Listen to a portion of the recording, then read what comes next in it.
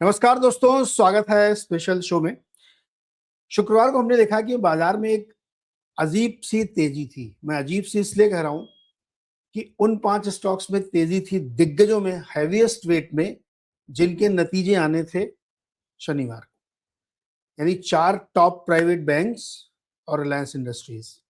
रिलायंस के शुक्रवार शाम को रिजल्ट आए और 4 बैंकों के शनिवार को, और इन पांचों स्टॉक्स में जबरदस्त तेजी थी शुक्रवार को। क्या लोगों को इतनी उम्मीद थी कि बहुत अच्छे रिजल्ट आएंगे, इसलिए बड़ी तेजी कर ली?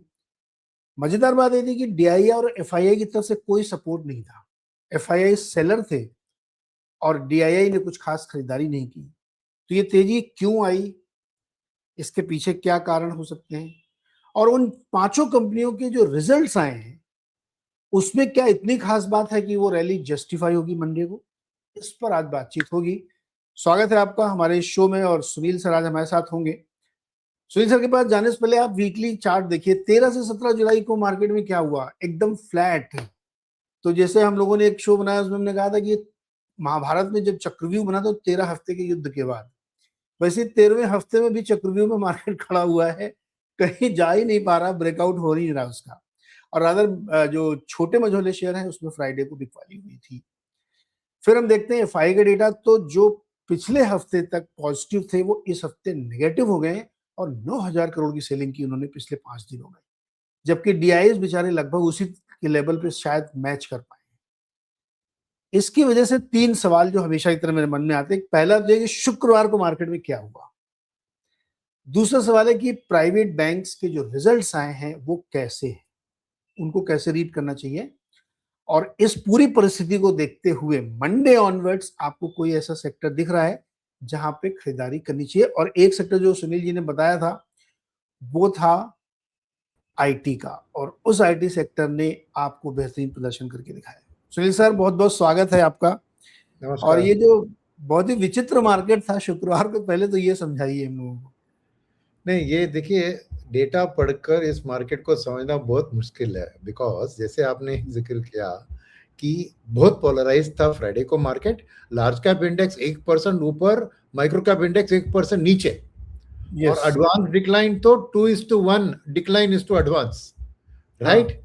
और इसमें जितना आप लार्ज कैप में बढ़त देख रहे हैं और एडवांस डिक्लाइन उस तरफ देख रहे हैं, तो आप सोचेंगे कि निडी ने तो बेचा ही है, क्योंकि एडवांस डिक्लाइन नेगेटिव था, तो निडी ने बेचा। और डीआईएस की बात करें, क्या है, 2000 करोड़ की भी नहीं खरीदारी की, और एफआईएस ने 4,400 करोड़ की बिकवाली की, 376 का। तो यहां पर लार्ज कैप को चलाने वाला कौन था? यस। और खास करके जो चला था, बैंक और आईटी के दिग्गज थे, क्योंकि बैंकिंग सेक्टर और आईटी सेक्टर को जोड़ेंगे तो करीबन आधा का लार्ज कैप इंडेक्स को एक्सपेंड कर सकते हैं। ठीक है, तो इसमें आंसर आता है कि एक चीज मैं कहता हूं, और इसके अलावा भी देखिए, रियल्टी और ऑटो ने भी अच्छा किया था उस दिन।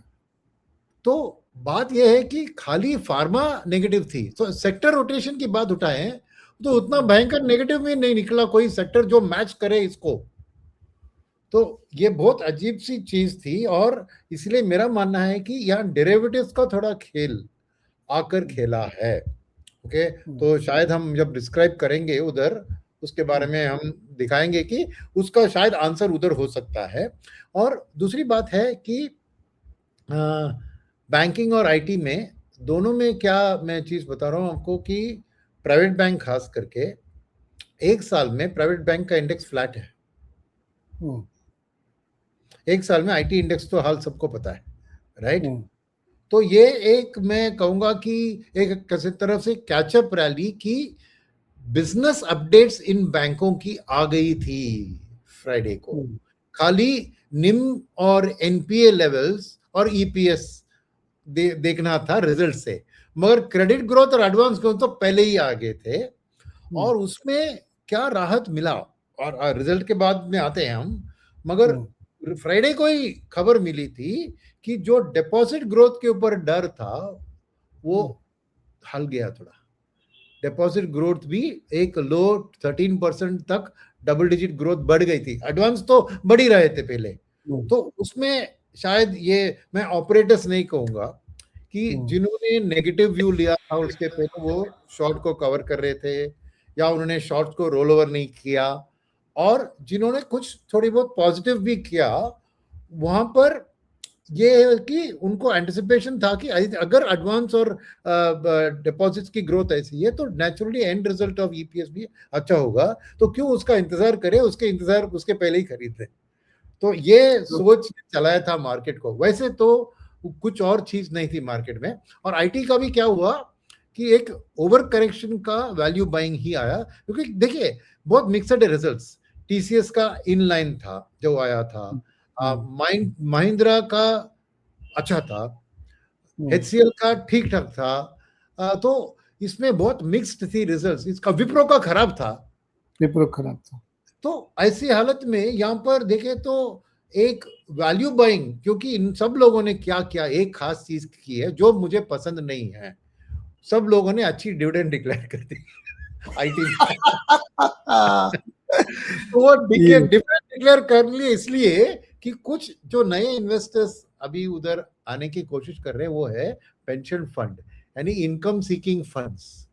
ये कंपनियां अभी उनको खुश करने में डिविडेंड को अच्छी खासी मेंटेन करके, अच्छा डिविडेंड करके एटलीस्ट शेयर प्राइस को वहां से सपोर्ट मिले, और वो काम आ रहा है, वो काम आ रहा है। हम देख रहे हैं कि उधर थोड़ी बाइंग चालू हो रही है तो आईटी में, इसके कारण तो उनका एक शॉर्ट टर्म। मैं क्यों खुश नहीं हूं, बिकॉज मेरे ख्याल में ये पैसा उनको रखकर कुछ अच्छी एआई कंपनी के साथ बाइंग अपॉर्चुनिटी या कुछ पार्टनरशिप के लिए पैसा चाहिए, या डेटा सेंटर का जेवी करना है, कुछ उसके लिए पैसा रखते तो अच्छा होता, क्योंकि ये सब वैल्यूएशन तो बढ़ चुके हैं एआई रिलेटेड कंपनीज के। तो मैंने सोचा कि इनको थोड़ा गन पाउडर फ्री रखना था खरीदारी के लिए, और उन्होंने बांटा, क्योंकि एक short term versus long term की बात होती है। शॉर्ट टर्म में उनको इन्वेस्टर को खुश कर रखना है और लॉन्ग टर्म में बिजनेस को बढ़ाना है। तो इस बैलेंस में और एक और चीज फाइनली मैं बताऊं आईटी के बारे में, वापस एंड ऑफ द शो में आएंगे इस पर, कि सब लोगों ने विदाउट फेल अब कॉन्फ्रेंस कॉल में एआई के बारे में बात बहुत ढंग से करना शुरू कर दिया। ये पार्ट तो उन्होंने सीखा है कि भैया इन्वेस्टर इसके लिए आंसर ढूंढ रहे हैं, तो हो रहा है कुछ नहीं हो रहा है, बातें तो करनी चाहिए एआई के बारे में। वो स्टेप 1 है, मगर वो इंपॉर्टेंट स्टेप है, क्योंकि बात भी नहीं करते तो बहुत नाराजगी आ जाती। तो मेरा मानना है कि बैंकिंग और आईटी का फ्राइडे को जो चला था, ये सब कारण थे। प्राइवेट सेक्टर बैंक का एक 1 ईयर का अंडर परफॉर्मेंस, निफ्टी आईटी का भी 1 ईयर का अंडर परफॉर्मेंस, तो एक कैचअप और एक जैसे कहते हैं ना जो एंटिसिपेटिंग द बैंकिंग रिजल्ट्स। तो अब जब रिजल्ट्स को डिस्कस करेंगे तब देखेंगे कि क्या ये रिजल्ट ने उस रैली को जस्टिफाई किया है। सर अब फ्राइडे मार्केट को डीप डाइव करते हैं। एक चीज मैं इसमें अपना ऑब्जर्वेशन आपको बताऊं, पूरे हफ्ते या 10 दिन से मैं देख रहा था कि एक सेक्टर चलता था, या तो आईटी या बैंक, दोनों साथ नहीं चलते थे, इसीलिए इंडेक्स कहीं जाता भी नहीं था। फ्राइडे को दोनों चले तो इसलिए इंडेक्स भाग गया। तो अभी आपने जो बताया, अब बताइए इसमें डीप डाइव क्या है। नहीं, डीप डाइव सिंपल सी बात है ना कि उस दिन 2 दिग्गज बैंक थे वो चले, एचडीएफसी और आईसीआईसीआई। तो even with in the overall 30-35% bank index, bank stock में ये दोनों उसको डोमिनेट करते हैं।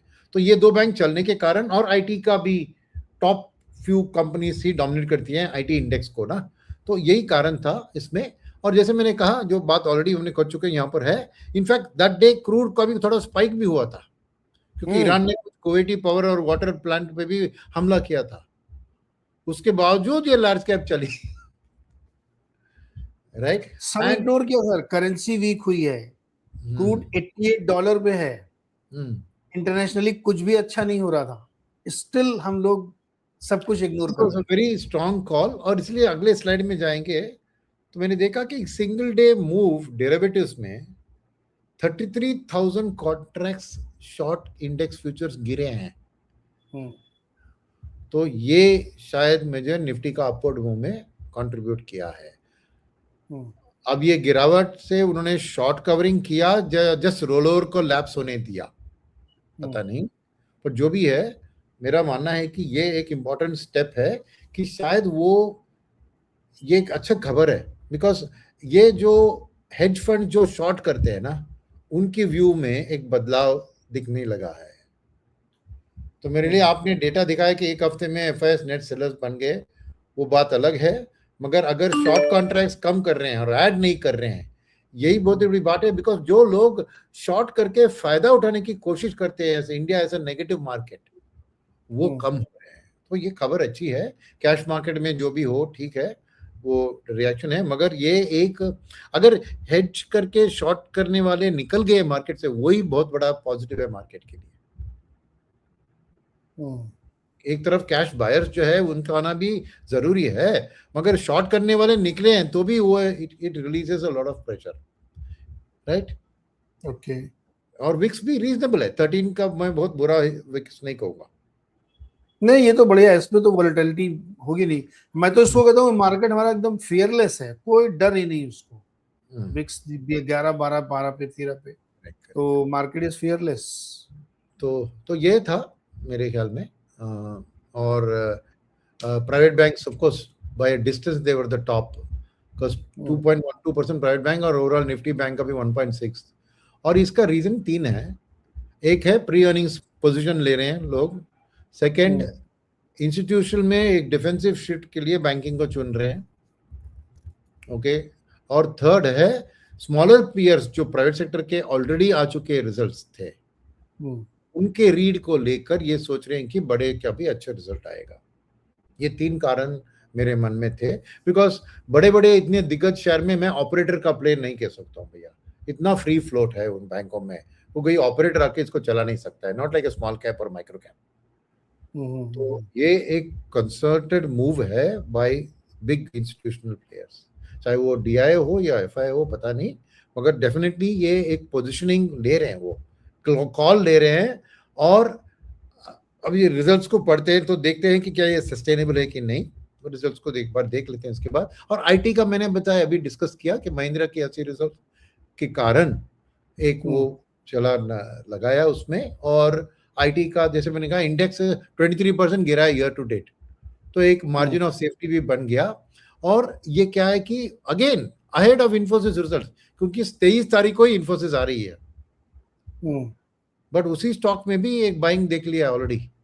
तो मार्केट की जो चाल है ना, वो इंतजार के लिए नहीं रेडी है, वो इंतजार से पहले खरीदना थोड़ा जल्दबाजी दिखा रही है मार्केट। शायद वो जस्टिफाइड हो या ना हो, बाद में ही पता चलेगा, बट मार्केट ऐसी मूड में है कि एक कंपनी कुछ अच्छी खबर दिखाई तो बाकी को सारी जाके खरीद ले रहे हैं। बैंक में भी देखा आपने, आईटी में भी देखा। तो ये मार्केट में एक सोच की बदलाव है कि don't wait for the result, उसके पहले ही हेज कर दो अपना पोजीशन, बाई कर लो, क्योंकि ऑलरेडी जहां पे सेक्टर गिर चुकी है, जैसे बहुत प्राइवेट सेक्टर और आईटी ने अच्छा परफॉर्मेंस नहीं दिया एक साल में, तो ठीक है, उसमें डाउनसाइड क्या हो सकता है। और बिजनेस रिजल्ट्स तो आ चुके हैं, तो इतनी खराब तो नहीं आएगी रिजल्ट, क्योंकि अगर डिपॉजिट और क्रेडिट दोनों बढ़ रहे हैं तो क्या नेगेटिव न्यूज क्या हो सकती है, उतना गिरा सके। तो एक सेफ्टी के तौर पर, क्योंकि उनको डर यह है कि अगर रिजल्ट बहुत अच्छी आ गई तो मार्केट दौड़ेगी तो उनको महंगा पड़ जाएगा। तो ये fear of missing out, FOMO जो कहते हैं ना मॉडर्न लैंग्वेज, ये फियर ऑफ मिसिंग आउट है, उस पर एक दाव लगा रहे हैं। रिजल्ट्स तो आ गई है, हम देखते हैं रिजल्ट्स को अगले स्लाइड में शायद देखेंगे। मगर सेक्टर रोटेशन में फार्मा हेल्थ केयर थोड़ी सफर किया, क्योंकि उनका रनअप चल रहा था डिफेंसिव के ऊपर, बट अभी थोड़ी रिस्क ऑन ले रहे हैं, तो मेरे ख्याल में फार्मा थोड़ा सफर हो रहा है। Otherwise there was no specific negative news कि इतना क्यों फार्मा गिरे। करेक्ट। तो अब आते हैं सर हम लोग अर्निंग पे। ये एक्सिस बैंक का नंबर है, तो आप डेटा है उधर, जिसको पढ़ना चाहिए पढ़ लीजिए, मगर राइट में मैंने की टेक अवे लिखा है, उसको पढ़िए, क्योंकि first profit after tax it beats most of the baseline street NML को बीट किया है। 1% सीक्वेंशियली बढ़ा है, मगर स्ट्रीट का एक्सपेक्टेशन बहुत कम था इसका, इस स्टॉक के बारे में। तो एक है रिजल्ट को एक महीने से देखना, तो आप कह सकते हैं 1% ही बढ़ा, ठीक नहीं है रिजल्ट, बट अगर एक्सपेक्टेशन भी लोगों ने कम रखा है तो उस हिसाब से ये बेहतर है। तो ये प्ले होता है मार्केट में, प्योर नंबर से नहीं चलता है, anticipated numbers versus actual number से भी चलता है। और उनका जो core net interest income in line with projection है, नो चेंज। और क्या है, उनको डिपॉजिट का प्रेशर दिख रहा है, क्योंकि निम उनका गिरा है YOY। सर तो NIM is 18 quarter low. Yes, तो ये उनके लिए axis, and axis is historically UTI bank है ना, कॉर्पोरेट बैंक है।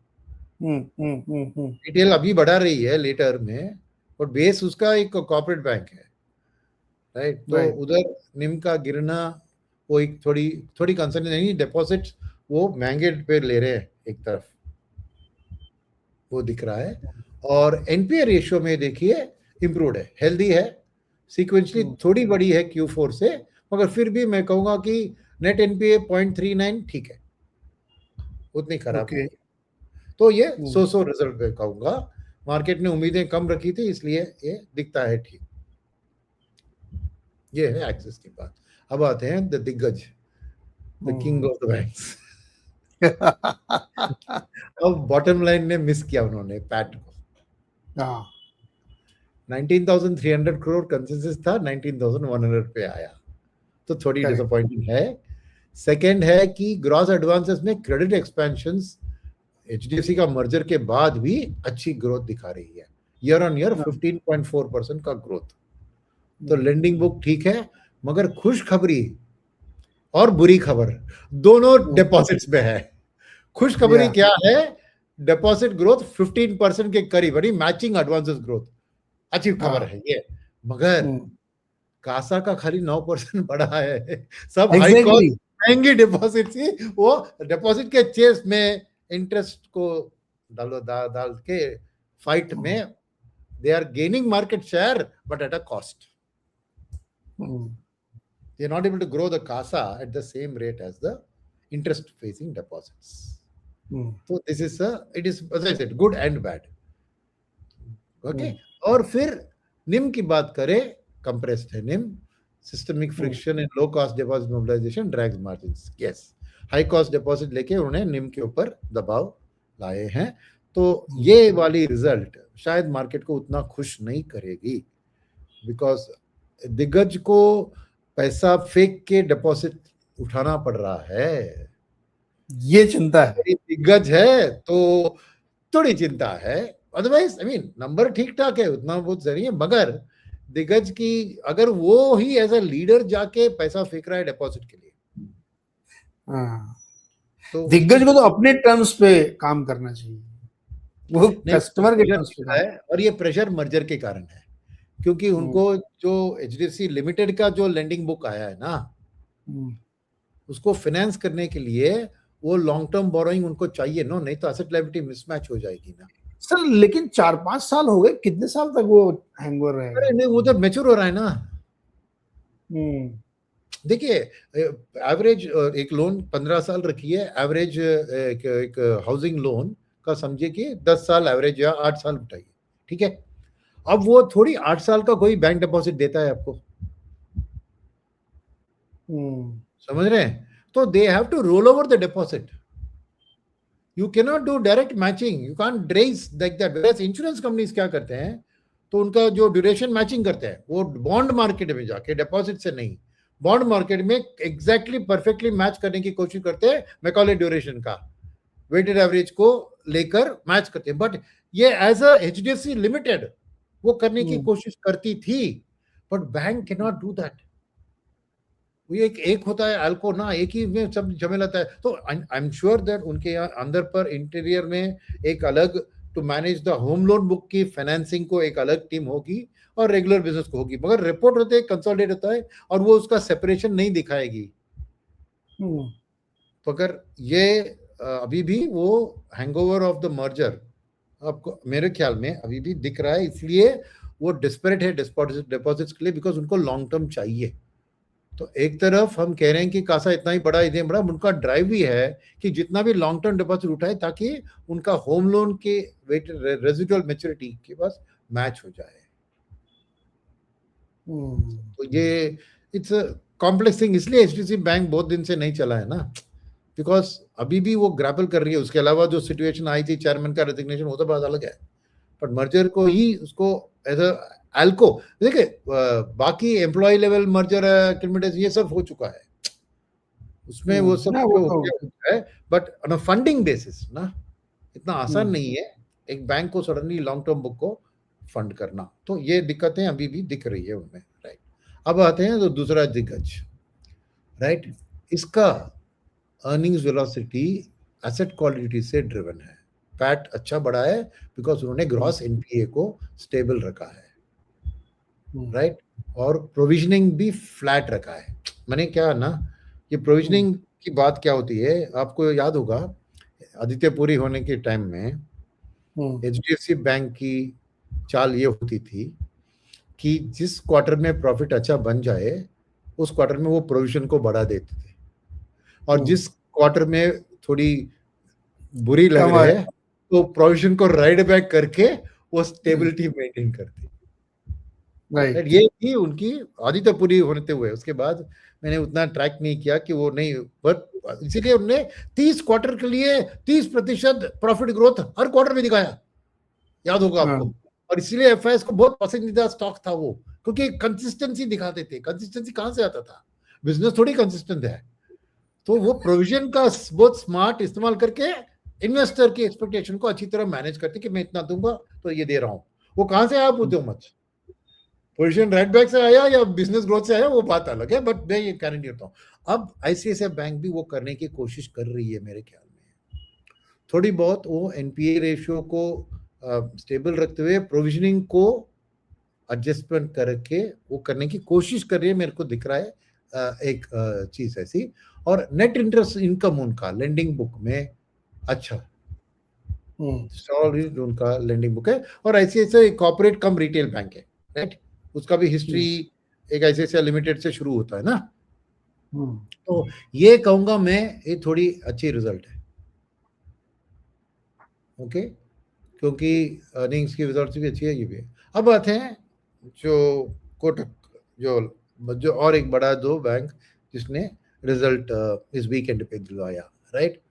तो उनका नंबर देखिए, year on year change in profit उनका अच्छा आया है, 25% चेंज इन प्रॉफिट।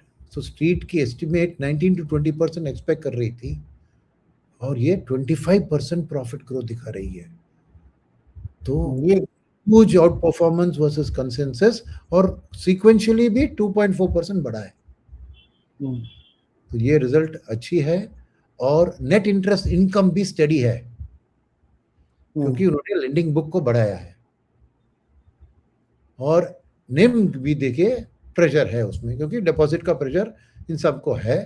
तो 4.65 से 4.53 गिरा है। Q4 में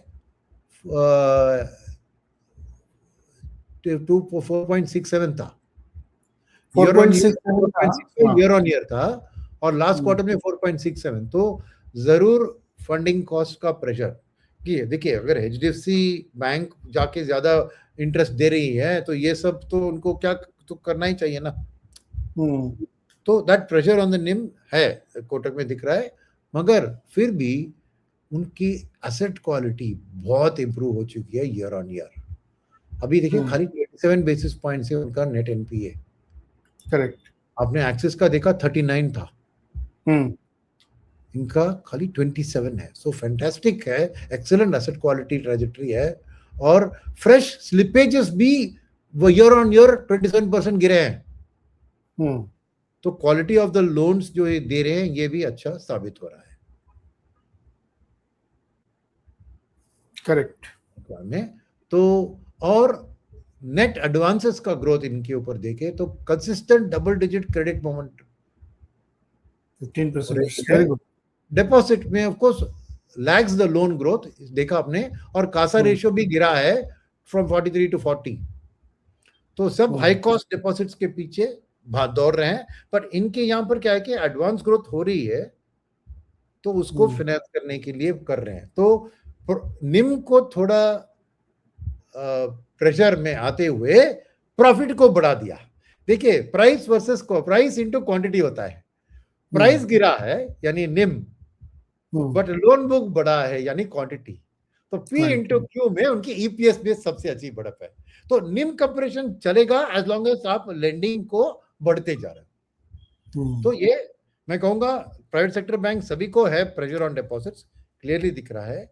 उनकी कासा रेशियो सब गिर रही है as a proportion, but lending जो अच्छी कर पा रहे हैं, एनपीए को जो अच्छे कंट्रोल कर रहे हैं, मैं कहूंगा कोटक का रिजल्ट सबसे बेहतरीन है। इसे सबसे बेहतरीन रैली भी इसमें हुई थी फ्राइडे को। लोगों ने जज कर लिया कि बेहतर आएगा। और एक हमारा पब्लिक सेक्टर में एक पब्लिक सेक्टर बैंक ने भी रिजल्ट डिक्लेयर किया है, पीएनबी। उसका तो ब्लॉकबस्टर हुआ भैया, ईयर ऑन ईयर 190%। यस। और क्यों? क्योंकि एसेट क्वालिटी में नेट एनपीए रेशियो देखिए, जैसे कोटक की तरह 28 basis points. 28 basis point, yes. तो क्या है कि अच्छी तरह, और ये मैं कहूंगा कि ये खाली पीएनबी की बात नहीं है, पहले जो ये पब्लिक सेक्टर्स में भी डिक्लेयर किए हैं, मैंने देखा है, ये सब लोग उन्होंने एनपीए में अपना प्रोविजनिंग करके उसी क्वार्टर में विश को पी लिया, ताकि उसका लेवल को नीचे गिरा दिया। तो ये पब्लिक सेक्टर बैंक के लिए बहुत पॉजिटिव सिग्नल है कि उनकी एनपीए लेवल्स अब प्राइवेट सेक्टर बैंक के इक्वल में आने लगी है। हिस्टोरिकली ऐसा नहीं था ना, पब्लिक सेक्टर बैंक को always corporate loan, SME loan, MSME loan दे रहे हैं, तो उनके ऊपर दबाव ज्यादा होता था ऑलवेज। बट अब उन्होंने क्लीन अप एक्ट पिछले 2-3 साल से लगे हुए हैं, क्लीन अप में, वन टाइम सेटलमेंट करा के, राइट ऑफ करके, जो भी है, तो उनका भी जो एनपीए कैरी कर रहे हैं बुक्स में, वो अभी कम हुआ है। तो वो that has contributed to their profit growth, right. और क्या है उसमें, ये लोग एक तो एमएसएमई में स्ट्रांग है, पर देखा आपने पीएनबी ने क्या किया, प्राइवेट सेक्टर बैंक के क्षेत्र में जाके व्हीकल लोन्स को जबरदस्ती से बढ़ाया है। सर व्हीकल लोन्स में तो सारे पीएसयूज ने इन लोगों को इतना टफ चैलेंज दे दिया है प्राइवेट बैंक्स को कि परेशान है, ये लिटरली परेशान है। व्हीकल लोन्स में तो एकदम गजब कर दिया लोग। बैंक ऑफ बड़ौदा का आप देखिए व्हीकल लोन सुपर है। करेक्ट। तो ये भी अपना बिजनेस को बदल रहे हैं मार्केट के हिसाब से, तो खाली कॉर्पोरेट लोन बुक से नहीं, अभी व्हीकल लोन्स में भी ये स्ट्रॉन्ग होकर, तो ये भी मैं कहूंगा एक बहुत अच्छी रिजल्ट है पीएनबी का भी, राइट। अगर इसको पैकिंग ऑर्डर में चले, पहले इसको और एनालाइज करते हैं, फिर इसको देखते हैं बेस्ट से वर्स्ट का आता है। उन्हें पैकिंग ऑर्डर सिंपल है, मैंने ऑर्डर ही उसी डाल में डाला है, 1 2 3 4 अडिस रिवर्स में पड़ी है। Last is the best, reverse में पड़ता है, ये है बेस्ट, बेस्ट, फिर आता है कोटक, फिर आता है आईसीआईसीआई, फिर आता है एचडीएफसी।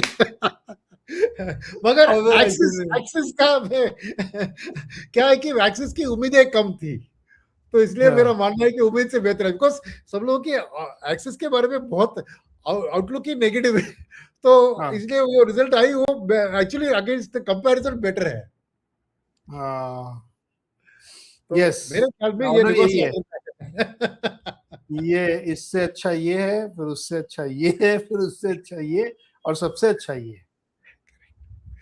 ओके, अब इसके से टेक अवेज क्या है? ये मेरी थीम क्या हो रही है? तो first of all banking result से एसेट क्वालिटी रेजिलिएंट है, तो वो एक बहुत बड़ी एक वरी है, वो नहीं है।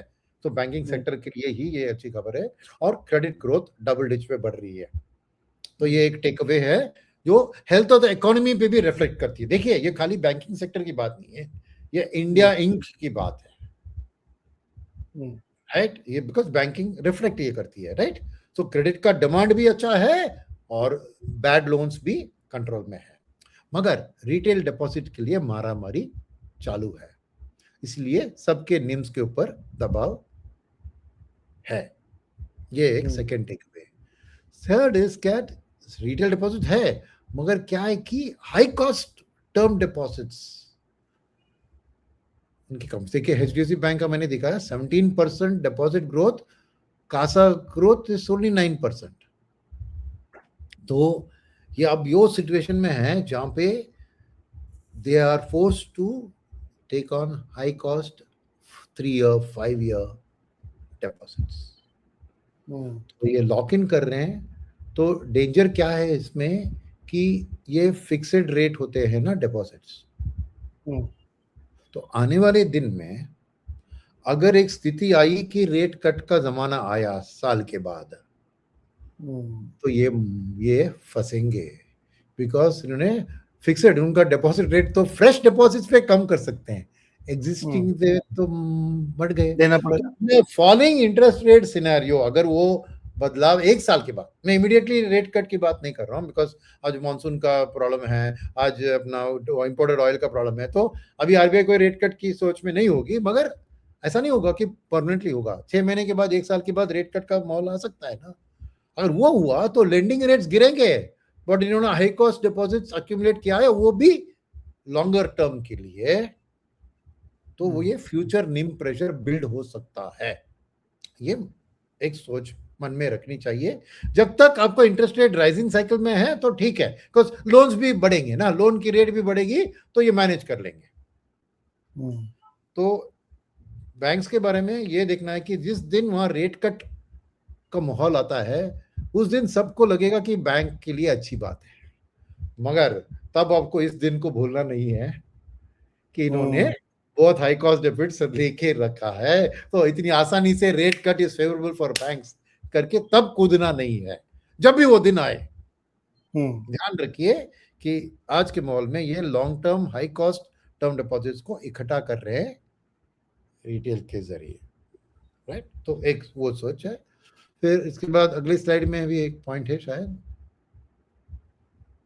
कि प्राइवेट बैंक्स क्या करने लगे हैं, कितना इंटरेस्ट रेट को बढ़ाएं, ये डर उनको भी है, इसलिए अभी क्या कर रहे हैं कि ईसीबीज ग्लोबल लिक्विडिटी पूल को यहां पर से नहीं करें और उधर करें, बिकॉज आरबीआई ने भी, याद है आपको, ईसीबी पे भी पीएस पब्लिक सेक्टर कंपनियों के लिए आधा हेजिंग कॉस्ट पिकअप कर रहे हैं करके उन्होंने अनाउंस किया था। वो पूरे पब्लिक सेक्टर के लिए था, तो पब्लिक सेक्टर बैंक्स के लिए भी होगा, मेरे के लिए प्राइवेट सेक्टर बैंक के लिए वो है कि नहीं मेरे को पता नहीं है, मगर अगर वो हेजिंग कॉस्ट भी पिकअप कर रही है, because RBI wants people to borrow from outside, ताकि अब रुपये के ऊपर जो प्रेशर है वो कम हो जाए। फ्यूचर की बात फ्यूचर में देख लें। तो RBI is nudging PSUs to borrow, और पीएसयूज में नॉन बैंकिंग पीएसयूज भी है और जैसे अपना मैन्युफैक्चरिंग पीएसयूज भी है, पीएसयू बैंक्स भी है, और आईसीआईसीआई बैंक ने भी कहा है कि वो भी ग्लोबल बोरोइंग। और ग्लोबल बोरोइंग में क्या होता है कि दो तरह की बोरोइंग होती है, एक होता है ईसीबी जहां पे वो डॉलर में लोन लेते हैं, ओके। सेकंड होता है मसाला बॉन्ड जहां पे बाहर जाके रुपये में लोन ले सकते हैं, जहां पे करेंसी रिस्क नहीं होता है, थोड़ा हायर कॉस्ट पे करना पड़ता है, मगर अगर वो डोमेस्टिक डिपॉजिट रेट से कम बनता है मसाला बॉन्ड, तो क्यों ना वो ले ले, तो एटलीस्ट लोकल मारामारी से बच सकते हैं ना, द फाइट फॉर डिपॉजिट्स। तो ये एक स्ट्रक्चरल मूव में देख रहा हूं होते हुए जो बैंकिंग सिस्टम में, कि they will start tapping the international markets for asset liability mismatch. और उधर क्या होता है कि they can match their liability much better, because वो बॉन्ड इशुएंस है ना, तो जिस टेन्योर के लिए चाहिए उस टेन्योर के लिए वो 10 साल का भी उठा सकते हैं जरूरत पड़े तो। डोमेस्टिक में 10 साल का टर्म डिपॉजिट बहुत कम मिलता है ना, कोई रिटेल निवेशक 5 साल से ज्यादा सोचता नहीं है ना, करेक्ट। तो ये एक अच्छी एक स्ट्रेटेजिक पिवट वहां पे हो रहा है, मैं देख रहे हैं। और सेकंड, ये वाली बात जो मैंने आईसीआईसीआई बैंक के बारे में कही थी, वो मैं बाकी बैंक में देख रहा हूं कि इंटरनल प्रोविजनिंग बफर, इसका नाम भी दे सकते हैं कि Adityapuri buffer, Adityapuri yes, right. ये keep the credit cost under control, जो कि डिस्क्लोज क्रेडिट कॉस्ट फ्यूचर में भी इसको कंट्रोल कर सकते हैं by writing back the provision. तो ये स्मार्ट स्ट्रेटजी है, एक मैं कहता हूँ इन्वेस्टर मैनेजमेंट के लिए ये स्मार्ट है, इसमें गलती कुछ नहीं है, राइट। ऑल फ्यूचर को प्रोविजन क्या होता है, एक फ्यूचर में एनपीए बढ़ जाए इसके लिए प्रोविजन क्रिएट कर रहे हैं, करेक्ट, कोई डिफॉल्ट हो जाए तो वो ईच बैंक की जजमेंट कॉल होती है कि कितना मुझे लगता है। एक आरबीआई का नॉर्म होता है कि ये इतना 90 डेज पास ड्यू तो इतना रखना है, 180 डेज इतना, वो आरबीआई का रूल होता है। पर रूल के over and above as a conservative मैं ज्यादा भी प्रोविजन रख सकता हूँ, नोबडी कैन क्वेश्चन मी, मगर तो स्मार्ट करेंगे तो एक consistency in revenue and credit cost सामने दिखेगी, वो अच्छी बात है। सो एज तो ये एक मैंने थीम देखा कि इस क्वार्टर में कई सारे बैंक्स में आ रहे थे, तो जस्ट एज अ समरी। लेकिन अब इससे पहले हम ये बात करेंगे, इससे पहले हम जाएं उसमें कि हमारी थीमेटिक क्या बनती है। अब हमने देखा कि 5 बैंक हमने डिस्कस किए और पेकिंग ऑर्डर भी देखा किसका अच्छा किसका बुरा है। बैंकों में सर बहुत बड़ी रैली हुई है और फ्राइडे को वो क्वेश्चन बार बार इसलिए मन में आ रहा है कि एफआईआई के नजरिए से भी और एचएनआई और नीडी के नजरिए से भी क्या ये रिजल्ट्स इतने अच्छे हैं कि आगे भी इसको इन्वेस्टर लाइक करेंगे या ओवर रिएक्शन मार्केट ने कर दिया पहले ही? तो मैं दो तीन चीज यहाँ पर पॉइंट आउट करूंगा आपको, जो नेक्स्ट क्वेश्चन का आंसर के लिए भी इसी से मैं आता हूँ कि मेरा मानना है कि शायद मंडे ट्यूसडे को थोड़ा ओवर रिएक्शन का थोड़ा करेक्शन हो सकता है, ओके क्योंकि एंटिसिपेटेड रैली हुआ था, तो शायद थोड़ी उधर प्रॉफिट बुकिंग ट्रेडर्स ने पोजीशन लिया हो तो थोड़ी प्रॉफिट बुकिंग जरूर आ सकती है। बट मेरा सोच यह है कि अभी भी वो बाय ऑन डिप करना चाहिए इन्वेस्टर्स को इस सेगमेंट में, क्योंकि वो अगले सेक्टर का भी आंसर मेरा है कि मुझे बैंकिंग सेक्टर, एक सेक्टर आपने पूछा था कि कौन से सेक्टर पे फोकस करें, इसमें बाद में आते हैं स्लाइड पे, मैं इसी प्रीवियस स्लाइड में ये बात कर लेता हूँ इसके बारे में कि देखिए आप 1 साल और 3 महीने का देखिए क्या हो रहा है। 1 साल में पीयूसी बैंक्स का 16% रिटर्न है इंडेक्स का, और प्राइवेट बैंक का फ्लैट है। 3 महीने में private bank 5% up, PUC bank 5% down. Correct. तो रिवर्स हुआ है स्टोरी। तो 1 साल पहले से जब से है वो पीएसयू बैंक के ऊपर बहुत बिल्डअप हुआ, रैली बहुत हो रही थी, और अभी लास्ट 3-4 महीने से उधर प्रॉफिट बुकिंग होकर प्राइवेट बैंक की ओर रुझान बढ़ रहा है। ओके, तो ये स्टोरी मेरे ख्याल में थोड़ी दिन चलेगी, क्योंकि देखिए ये रिजल्ट में जैसे मैंने कहा, उम्मीद जिसने फ्राइडे को बिल्डअप किया था शायद उसके इक्वल नहीं है, थोड़ा ओवर रिएक्शन फ्राइडे को हुआ था, मगर फिर भी बहुत डिसअपॉइंट करके बैंक को बेच के निकलूं मैं, वो भी बात नहीं है, वो भी नहीं है। और अगर बैंक्स मैनेज कर पा रहे हैं निम को सैक्रिफाइस करके, यहां पर मैं कोटक बैंक की बात करूंगा जैसे वो एज एन एग्जांपल, निम को सैक्रिफाइस करके क्रेडिट ग्रोथ से कॉम्पनसेट कर रहे हैं, वो चलता है, इट्स मैनेजमेंट स्ट्रेटजी। सिर्फ माहौल ऐसा है कि डिपॉजिट नहीं मिल रहे हैं, बिकॉज बड़ी दिग्गजें जाके उधर पैसा फेंक रही है in terms of giving higher interest rates to get deposits. तो इस हिसाब में आपको चॉइस नहीं है, आपको भी करना है, मगर उसको कॉम्पनसेट करने लिए अगर आपने लेंडिंग बुक को स्ट्रांगली बढ़ा दिया तो वो प्राइस इनटू क्वांटिटी वाली जो बात होती है वो आ जाती है, और आज के दिन में क्रेडिट क्वालिटी बेहतर चल रही है, तो इसलिए मेरा मानना है। और सेकंड है कि निम पे प्रेशर हो सकता है थोड़ी दिन के लिए, बट फिर भी ठीक है, बिकॉज एनपीए लेवल्स आज ऑल टाइम लो पे है। तो वो दोनों को हाथ में लेकर मैं कहूंगा कि अब थोड़ी करेक्शन नियर टर्म में हो सकता है, बिकॉज सडनली एक रैली हुआ, मगर फिर भी अगर करेक्शन होता है तो एक मैं सेक्टर जो चुनूंगा, मैं उसको चुनूंगा, और पब्लिक सेक्टर बैंक के अपने पीएनबी का देखा, और बाकी के पब्लिक सेक्टर बैंक्स भी देख रहे हैं, उनका भी एनपीए का कंट्रोल भयंकर है, ओके बहुत बढ़िया उन्होंने किया है, और अब वो देखें व्हीकल लोन में भी घुस रहे हैं, और जैसे ही आपको इंडस्ट्रियल क्रेडिट में थोड़ी पिकअप दिखेगी तो वहां पर भी ये इनका मार्केट शेयर अच्छा है, क्योंकि हमने देखा कि बजाज फाइनेंस ये वो ने एमएसएमई लेंडिंग में जाके अपने फिंगर्स को जला दिया है, they have not been able to succeed in the MSME game. यहाँ पर पीएसयू को तो शॉर्ट टर्म में सेक्टर रोटेशन के तौर पर शायद private sector will be ahead of PSUs for the near term, but longer term में वापस पीएसयूज पे भी रुझान आएगा, और अर्निंग सीजन में भी पीएसयूज अच्छा दिखा रहे हैं, तो मेरे ख्याल में दोनों चलना चाहिए। तो मेरे ख्याल में बैंकिंग मेरे लिए स्ट्रांग पिक है, क्योंकि वो एक तरफ एक देश की इकोनॉमी की हालत भी दिखा रही है, जैसे मैंने कहा अगर एनपीएस कम है तो corporates are not under pressure to default, और retailer also not under pressure to default. Second, credit growth बढ़ रही है तो लोग खरीद रहे हैं ना, auto sales have been financed by auto loans, correct. तो इकोनॉमी की हालत को भी ये इंडिकेट करती है। तो ये मेरे लिए एक ट्रिगर है कि फॉरेनर्स इंडिया के बारे में अपना सोच को बैंकिंग सिस्टम के कारण ही बदलेंगे, धीरे धीरे होगा मगर बदलेंगे।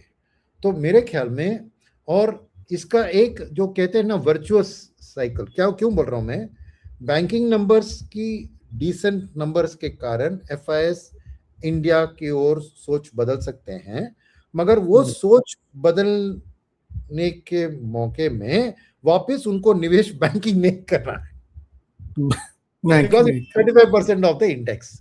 तो मेरे लिए एक स्वीट स्पॉट की तरह बैंकिंग दिख रही है, and it's a good time because इनका डायरेक्टली जियोपॉलिटिकल क्राइसिस से कुछ लेना नहीं था।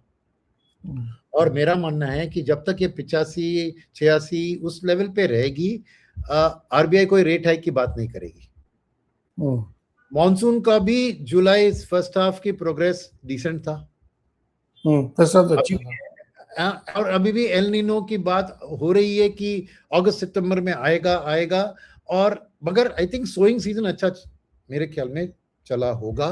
डेटा अभी नहीं है, पर हर वेंसडे को आईएमडी अपना रिपोर्ट देती है, तो उसको ट्रैक करेंगे। मगर अब के लिए फूड इन्फ्लेशन थोड़ी इन्फ्लेशन प्रिंट में बढ़ी थी, बट फिर भी इतना डरावना चीज नहीं है कि आरबीआई रेट हाइक की ओर बढ़े,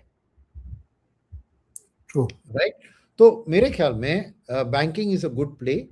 मैं कहूंगा कि आपकी शॉर्ट टर्म 1 साल का आउटलुक है तो 60% प्राइवेट, 40% पीएसयू में रखें, मगर 3 साल का आउटलुक है तो 50-50 भी रख सकते हैं, राइट। तो ये एक चीज है। और दूसरी चीज जो अगले स्लाइड पे आते हैं कि एफआईएस की वापसी के लिए एक सिग्नल, हमें 2 सिग्नल की जरूरत है एफआईएस की वापसी के लिए, और पिछले हफ्ते वो नहीं हुआ। पिछले हफ्ते इनफैक्ट क्रूड के बढ़ने के कारण वो वापस सेलर्स बन गए। मगर ये वाला देखो, ये एक इंटरेस्टिंग स्लाइड है जो, तो इसके लिए पहले मैं कहता हूं कि एशियन मार्केट को छोड़िए के लिए कि इंडिया के लिए एफआईएस की वापसी के लिए एक और necessary but not sufficient condition को होना है, वो है फेड का हॉकिश से डविश पॉलिसी बनना, ठीक है। वो एक ओवरहैंग रहेगा, बिकॉज वो इमर्जिंग मार्केट पूल में कितना पैसा आएगा वो डिसाइड करती है। तो इंडिया को अगर एफआईएस की कुछ वापसी ढंग से आना चाहिए तो पहला चीज वो होना है, और उस होने में वक्त लगेगा। मेरे को नहीं लगता है कि जून 28-29 वाली फेड पॉलिसी में फेड अपना रुख को बदलेगी, क्योंकि उनका जो अनएम्प्लॉयमेंट का डेटा सॉफ्ट हो रहा है, इसलिए मार्केट में थोड़ा एक रुझान बढ़ी थी।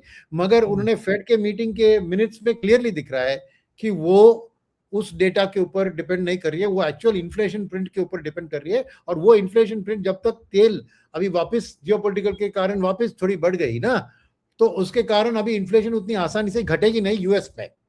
और सेकंड, यूएस में भी क्या है कि एक जो हमारी तरह जो आरबीआई ने अभी सोच बदली है ना, कि एक कोर इन्फ्लेशन को प्रिंट करना शुरू कर दिया, और कोर इन्फ्लेशन में फूड और एनर्जी को हटाते हैं। तो मेरे ख्याल में उधर भी यूएस में कोर इन्फ्लेशन को घटना है। ये खाली तेल के दाम की कटौती से वो कोर नहीं घटेगा, कोर में अभी भी थोड़ा प्रेशर है उधर, यही मैंने देखा है। तो इतनी आसानी से नहीं होगी, मगर वो होना है अगर एक जबरदस्ती से इमर्जिंग मार्केट को एफआई का पैसा आना है और इंडिया को हिस्सा मिलना है, तो वो बात रखते हैं एज एन अनसर्टेन इवेंट। मगर उसके अलावा जो भी पैसा इमर्जिंग मार्केट को आ रहा है वो एआई को ढूंढ के चेस कर रहा है। ये एक कारण है कि इंडिया में वो सेलर्स है, राइट। तो इसलिए मैंने यहाँ पर एशियन मार्केट्स को लगाया है। और देखिए यहाँ पर मैं क्या है, पहले कौन से मैं बताता हूँ। पहले जापानीज मार्केट, फिर सिंगापुर मार्केट, फिर हांगकांग का मार्केट है, फिर ताइवान का मार्केट है, फिर कोरिया का मार्केट है, फिर वो कॉम्पोजिट मार्केट है, और फिर जकार्ता इंडोनेशिया का मार्केट है, फिर मेनलैंड चाइना का मार्केट है, शंघाई। तो फर्स्ट कॉलम है year to date returns, second column है 1 वीक का रिटर्न, और फिर है 1 मंथ का रिटर्न। मैं क्यों कह रहा हूं, एआई के पीछे अब बबल नहीं है। फर्स्ट मैं क्लैरिफाई कर रहा हूं, एआई कोई बबल नहीं है, because actual earning growth AI वाली कंपनियों की अच्छी है।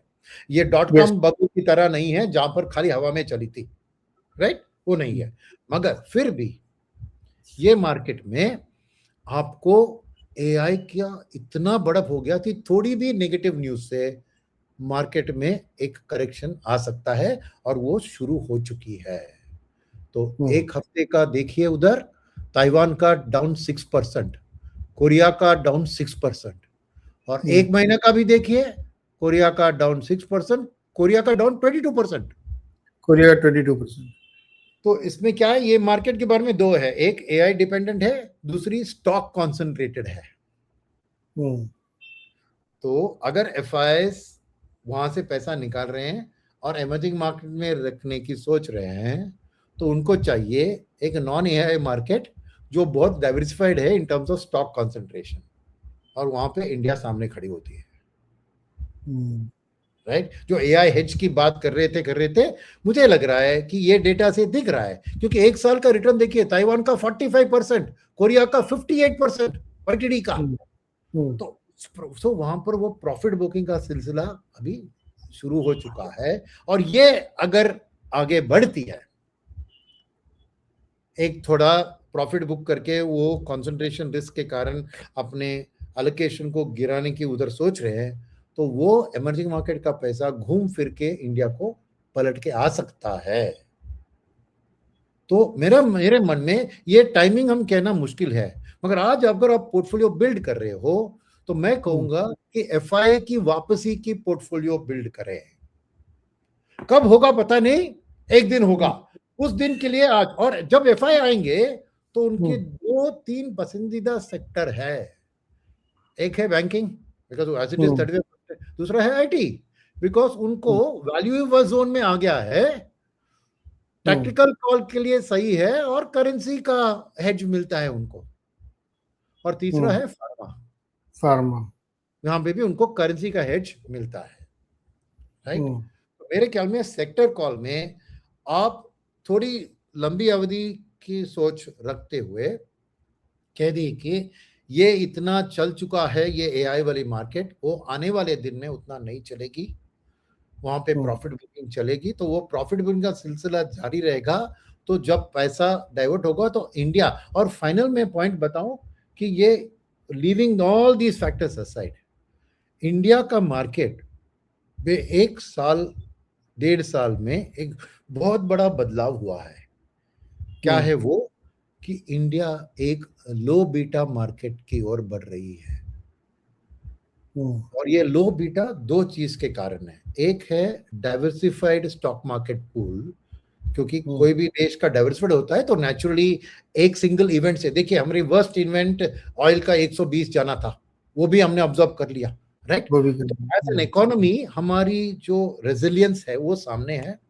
तो we are low beta for one reason कि हम एक डाइवर्सिफाइड स्टॉक मार्केट है, बट सेकंड लो बीटा क्या कारण है, domestic buying, DII needy, domestic institutional investor और डोमेस्टिक नॉन इंस्टीट्यूशनल इन्वेस्टर, दोनों ने खरीदारी करके हमारे मार्केट को गिरने नहीं दिया है। तो जब भी कोई बीटा ट्रैक करता है ना, beta is a mathematical calculation कि जब इमर्जिंग मार्केट इंडेक्स 5% बढ़ी, ये मार्केट कितना बढ़ा, इमर्जिंग मार्केट 5% गिरी तो यह मार्केट कितना गिरा। तो वहां पर जब कोई हादसा होता है, गिरता है, हम इमर्जिंग मार्केट इंडेक्स से कम गिरे हैं, पर मानते हैं कि उनने ज्यादा बढ़ा नहीं बिकॉज एआई वाली मार्केट ही दौड़े हैं। तो हम एक क्लासिक लो बीटा मार्केट की डेफिनेशन में आज है। क्यों मैं कह रहा हूं ये, अगर मेरा नंबर 1 पॉइंट फेड की डॉविश पॉलिसी बनती है और इमर्जिंग मार्केट की और भी एलोकेशन बढ़ता है, तो डेफिनेटली वो इमर्जिंग मार्केट के अंदर रिस्क को डबल डाउन नहीं करेंगे, एक रिस्की इमर्जिंग मार्केट में एक सेफर जोन को ढूंढेंगे, और इंडिया मेरे ख्याल में उस पोजीशन की ओर अच्छी तरह बढ़ रही है। स्पेशली मैं ये बैंकिंग रिजल्ट को लेकर एक इकोनॉमी की हालत के बारे में भी एक कंक्लूजन ड्रॉ कर रहा हूं कि लैंडिंग ठीक है सिस्टम में, ऑटो सेल्स ये सब नंबर्स ठीक है, यस नियर टर्म में एक मानसून का वरी है, मगर उसके अलावा मानसून तो आके जाएगी ना 6 महीने में। तो मेरे ख्याल में इसीलिए मेरा मानना है कि इंडिया अभी वो पोजीशन में है जहां पर एफआई का सेलिंग जरूर कम हो सकता है, मगर वापसी की भी थोड़ी थोड़ी, भयंकर वापसी के लिए बहुत बदलाव होनी चाहिए, यूएस ट्रेड डील भी होनी चाहिए, वो सब बात अलग है, मगर थोड़ा भी भर आएगा तो वो पैसा कहाँ आएगा, वो आएगा मेरे ख्याल में ये 3 क्षेत्र में, बैंकिंग, आईटी और फार्मा। और आईटी का एक वैल्यू प्ले के जोन में आएगा, ये मत सोचिए कि आईटी वापस दौड़ेगा, मगर बहुत करेक्ट हो चुका है, तो एक बाउंस बैक जरूर जहन में आता है कि सामने दिखेगा। तो मेरा है टैक्टिकली आप अगर सेक्टर आपने पूछा कि कौन से सेक्टर पे पैसा अभी डालना चाहिए, मैं ये 3 सेक्टर की बात मैं करूंगा। आई एग्री, ये बढ़िया सेक्टर भी है। और आईटी में तो मुझे लगता है कि इंडिविजुअल स्टॉक की बजाय ईटीएफ ही प्ले करना चाहिए, नहीं वो क्योंकि आपको तो पता नहीं कहाँ पे चलेगा, कौन सा चलेगा, किसको फायदा, कौन एआई कर रहा नहीं कर रहा है, तो बेटर है कि वो कर लें। करेक्ट। ईटीएफ में ओनली एक चैलेंज है मेरे लिए कि वो ज्यादा लार्ज कैप वेटेड है। हाँ, मिड कैप उसमें बहुत कम है सर, तो लेकिन आईटी तो मिड कैप कंपनियां दो ही हैं, नाम नहीं लूंगा, सबको पता, वही दो में खेल होता रहता है। तो मजबूरी की अच्छी कंपनियां भी नहीं कम नहीं, ही है। मेरा मेरा क्या है बताओ, मैं ईटीएफ प्लस थोड़ी मिड कैप का तड़का ऐड करूंगा। ये भी अच्छा है कि वो प्लस ये। या, क्योंकि उसमें थोड़ा हेवीली लार्ज कैप ओरिएंटेड हो गया, हाँ तो थोड़ा थोड़ा तड़का, कितना मैं इंडिविजुअली आपको छोड़ देता हूँ, बट हाँ। ईटीएफ को लीजिए और एक थोड़ा तड़का, थोड़ा बिट स्मॉल कैप का आईटी थोड़ा ऐड कर लीजिए। और बैंक में भी सर ईटीएफ की नहीं, बैंक में तो ईटीएफ ही लेना पड़ेगा, तो बहुत बड़ा पूल है, मतलब समझ में नहीं आएगा कहाँ जाए। हाँ करेक्ट। तो और बल्कि बैंक दो में ईटीएफ ले, ईटीएफ पीएसयू में अलग ले और प्राइवेट का अलग ले।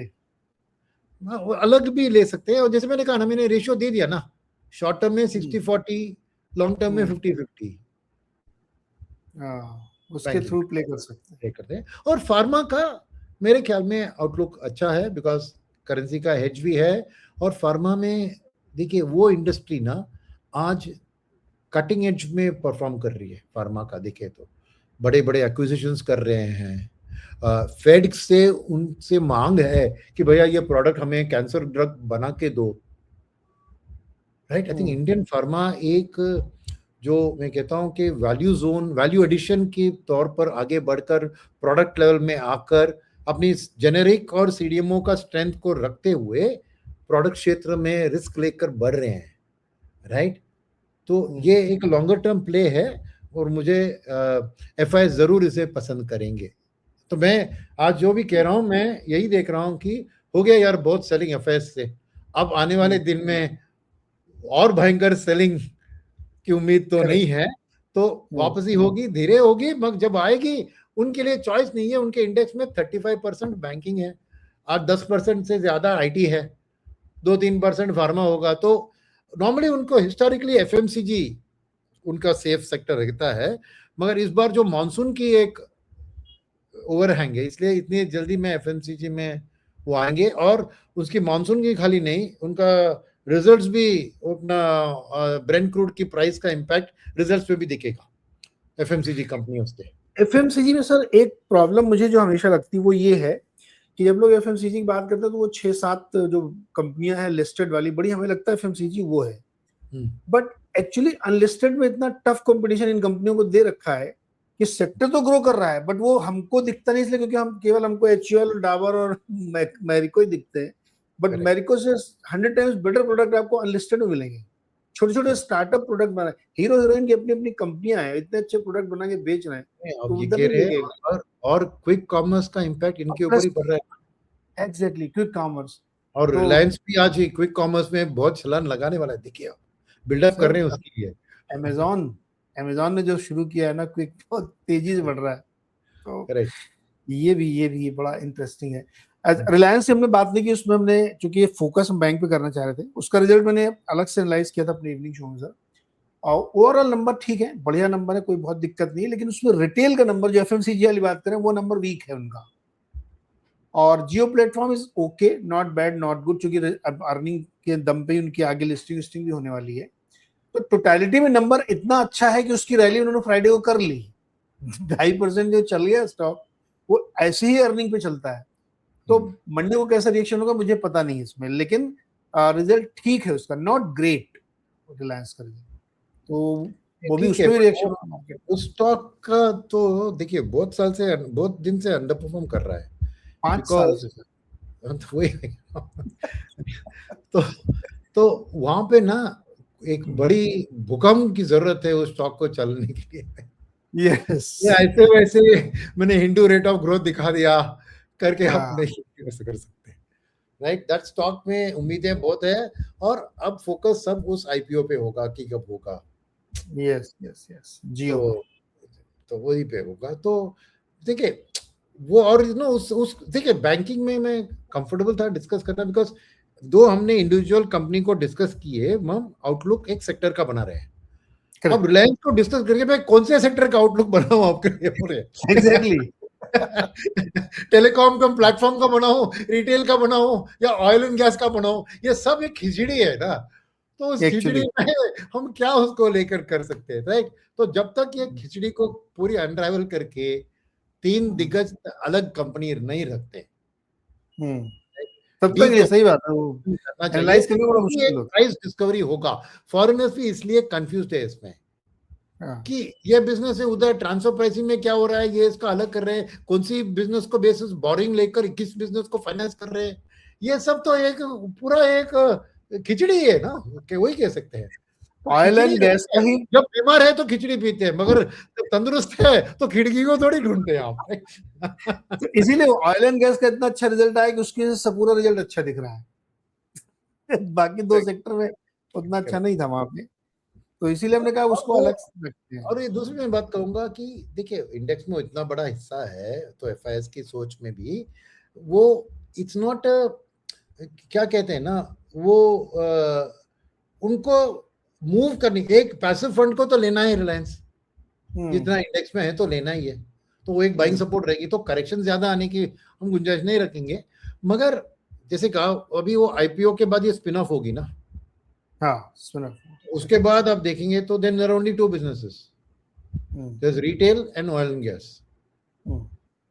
और मैं बताता हूं कि ऑयल एंड गैस कंपनी की वैल्यूएशन ऑलवेज एक डिस्काउंट पे चलती है, बिकॉज बहुत सिक्लिकल बिजनेस है, राइट। तो आप उसके बेसिस पे ये बड़ी दिग्गज है, बस इसीलिए कह रहा है। मगर जो भी चीज सिक्लिकल बिजनेस में होती है तो ऑलवेज एक सिक्लिकलिटी का डिस्काउंट प्राइस में ऑलवेज चलता है, राइट। अब 5 साल से आपने बताया नहीं चलाया मैंने, आई डिडंट रियलाइज दैट। तो clearly then the company has to create earthquake to in terms of numbers. और वो कहां से आएगा, इतना ओपन ट्रांसपेरेंट है ना, सबको पता है कि the retail bet has to pay off. मैं टेलीकॉम की बात देखिए, it's a duopoly, Bharti telecom, और इनका प्लेटफॉर्म करके वो एक ये बनाने की कोशिश कर रहे हैं। But honestly in the telecom business Bharti is number 1, Jio is number 2। Number 2, yes clearly, okay, वो तो क्लियर है। और रिटेल में ना, that is the true game of the future, that bet has to click. उसको पता नहीं क्यों नहीं कर रहे हैं वो, ऑलरेडी उसका सर बहुत साइज बहुत बड़ा हो गया है, लगभग मेरे ख्याल में 3-3.5 लाख करोड़ का रेवेन्यू साल का उसका। तो वो इतनी बड़ी कंपनी होती जा रही है, उसको अलग करो आप, अदरवाइज उसको वैल्यूएशन मिलेगा नहीं। बट ये प्लेटफॉर्म टाइप का। वो बेटी को दिया है ना उस कंपनी को, हाँ डॉटर देखती है उनकी। तो अभी थोड़ा उसको उधर एक्सपीरियंस लेकर उसको चलाने की, वो अगर स्टैंड अलोन बैलेंस शीट उसको दे दिया तो it's not easy to manage. अभी ये मर्ज बैलेंस शीट में चला सकते हैं ना, because it be a loss leading business, initially it will make losses, और ऑयल एंड गैस और something will cover for it, right. इसलिए उसका लिस्टिंग में नहीं इतना जल्दी नहीं होगा, उसको थोड़ा। मगर इसके कम से कम 3 साल लगेंगे, उसके बाद बहुत लंबी ग्रोथ ये करते जा रहे हैं। अब मुझे सर टेलीकॉम में एक और चिंता है, देखिए टेलीकॉम में डुओपोली है, लेकिन ये मार्केट पूरी तरीके से मैच्योर हो चुका है। अभी इसमें नया ग्रोथ ट्रिगर सिर्फ प्राइसिंग है, कि आप टैरिफ बढ़ा बढ़ा के ग्रोथ करो। अदरवाइज हर हाथ में मोबाइल है, एक आदमी के पास 2-3 मोबाइल है, हर आदमी के वाईफाई है, सब डेटा यूज कर रहे हैं, अभी कितना आप ग्रो कहाँ से करोगे। इसलिए मुझे ये मार्केट ही बहुत ही पक चुका लगता है कि मैच्योर मार्केट है, ऐसे ही चलेगा, एकदम यूटिलिटी टाइप का बिजनेस बन जाएगा। इवन भारती को आप देखिए ना, भारती भी अफ्रीका जाऊंगा मैं, इधर जाऊंगा उधर जाऊंगा, तो भारती ने अपने अंदर ही डेटा सेंटर का काम शुरू कर दिया, जो भारती नेक्स्ट करके है। क्योंकि टेलीकॉम बिजनेस में प्योर ग्रोथ के ट्रिगर्स अब मुझे नहीं दिखते। 150 करोड़ लोगों के पास मोबाइल है, फिर कहाँ से ग्रोथ आएगी। इसलिए जियो भी, जियो प्लेटफॉर्म्स कह के उसको एक बेल और विजिल ये सब ऐड करके उसको थोड़ा दुल्हन को अच्छा दिखाने के लिए उसको संगीत सिखा रहे हैं, डांसिंग सिखा रहे हैं, ये सब करा रहे हैं ना। जैसे अभी आने वाली है आईपीओ के लिए, तो शादी होने वाली है दुल्हन की, उसके पहले उसको सजा सजा के अच्छा रख रहे हैं। बस वो सब बिजनेस कैसे डेवलप होगा रियली, नॉन टेलीकॉम जो जियो में है एज अ प्लेटफॉर्म, वो भी हम्म। इंटरेस्टिंग होगा देखने के लिए। इंटरेस्टिंग है। तो चलिए, जितने भी स्टॉक के हम लोगों ने नाम लिए हैं, इसमें कोई भी बाई सेल होल्ड किसी प्रकार की कोई रिकमेंडेशंस नहीं है। ये चूंकि खबर है, मार्केट में न्यूज आई है, रिजल्ट आए, तो इसलिए हम उसको डिस्कस कर रहे थे। कोई भी निवेश अपने सलाहकार से पूछ के ही करिएगा। और सोमवार का बाजार बहुत इंटरेस्टिंग होगा। और सर सर्वेन जी तो बहुत स्केप्टिकल हो गए कि बुधवार के बाद उनको मार्केट बहुत खराब लग रहा है। तो उन्होंने कहा कि मुझे तो बुधवार के बाद, बुधवार ऐसा क्या, बोला सेकंड हाफ मार्केट खराब होगा, फर्स्ट हाफ हो अच्छा। सकता है रिजल्ट के चक्कर में थोड़ा बहुत ऊपर नीचे। तो अब नेक्स्ट वीक देखते हैं क्या है। इसीलिए उन्होंने, हमने अपने शो का नाम भी दिया है 13वें हफ्ते का चक्रव्यूह है वो। अच्छा।